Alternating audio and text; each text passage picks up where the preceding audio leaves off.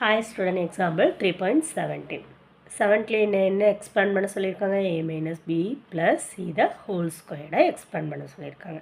நமக்கு a plus b plus c the whole squared formula நமக்கு மேலேயே இருக்குது. இந்த எக்ஸாம்பிளுக்கு மேலே இதை வந்து ஒரு 2 டேபிள் மாதிரி a plus b the whole squared formula எப்படி படிக்கிறீங்க அது மாதிரி நீங்கள் மெமரி பண்ணி வச்சுக்கணும். ஓகே,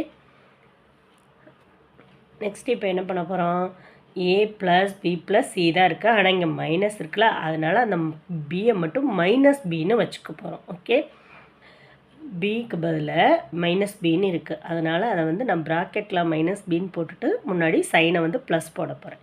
இப்போ அந்த ஃபார்முலா அப்படி நம்ம எழுதினாலும் மைனஸ் பிக்கு மட்டும் மைனஸ் பின்னு வரும், வேறு ஒரு சேஞ்சஸும் இல்லை. அப்போ பி வர இடத்துலலாம் மைனஸ் போட்டிங்கன்னா இங்கே ஸ்கொயர்டு இருக்கிறதுனால ஸ்கொயர்ட் ஆயிரும், மைனஸ் வந்து ப்ளஸ் ஆயிரும், A square plus B square plus C ஸ்கொயர்டா. இங்கே 2ab இருக்கா, அப்போ இங்கே மட்டும் ஒரு மைனஸ் வரும். அடுத்து 2bc இருக்கா, அப்போ இங்கே ஒரு மைனஸ் வரும். இங்கே சிஏ இருக்குது, பி இருக்கிற டேர்மில் மட்டும் மைனஸ் வரும், வேறு எந்த சேஞ்சஸும் வராது ஃபார்முலாஸில். Okay, next 3.18.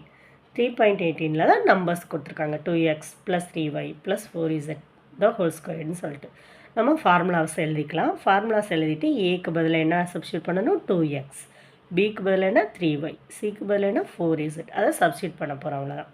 இப்போ 2x the whole square plus 3y the whole square plus 4z the whole square plus 2ab 2bc 2ca. Okay, நம்ம வேல்யூஸ் எல்லாம் இங்கே எழுதியிருக்கோம், அதை பார்த்து நீங்கள் எழுதினா மட்டும் போதும், அப்புறம் பார்த்துக்கலாம். ஸ்கொயர் பண்ணுங்கள். 4x ஸ்கொயர், இங்கே 3 3s are 9, y square, 4 4s are 16, z square plus 2 into 2 4, 4 into 3 12, இங்கே x into y xy. Next 2 into 3 6, 6 into 4 24, yz plus 2 into 4 8, 8 2s are 16, இங்கே zx இருக்குது, xzன்னு போட்டுக்கிட்டு அவ்வளோதான், வேறு ஒன்றும் இல்லை. இந்த சம் அவ்வளோதான் முடிஞ்சது, ஜஸ்ட் எக்ஸ்பேண்ட் பண்ணி எழுதியிருக்கு.